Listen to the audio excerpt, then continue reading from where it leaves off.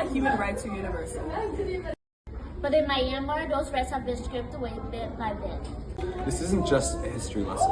This is survival in 2026. When silence becomes a choice, we choose to speak.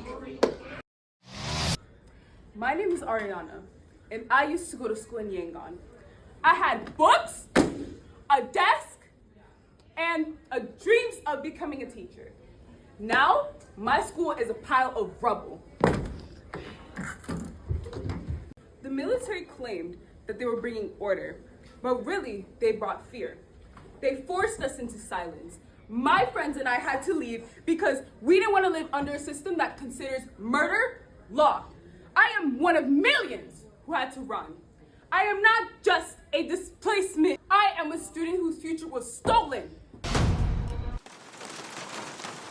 They call me a minority, but I am a human being.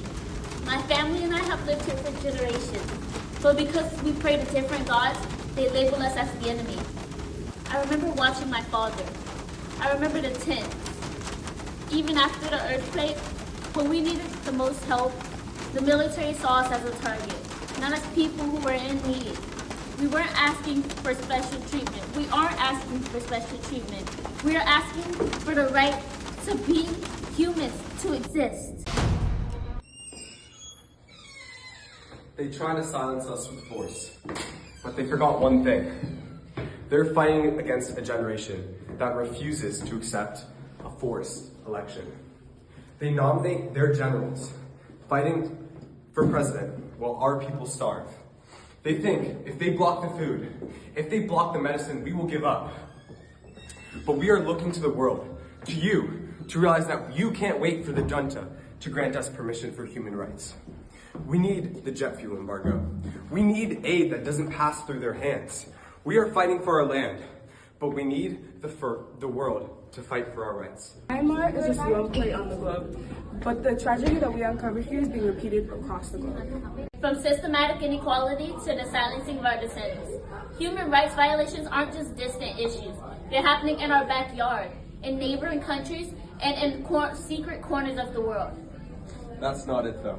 Whether it's the erosion of democratic institutions, the weaponization of basic needs, or the displacement of millions, the pattern is the same. The rights of the individuals are being sacrificed for the benefit of the few. We've seen that human rights violations don't just appear out of nowhere. They show up when we stop paying attention. And they continue as long as we choose to be silent. Human rights are not a privilege to be granted. They are a promise to be kept everywhere for everyone.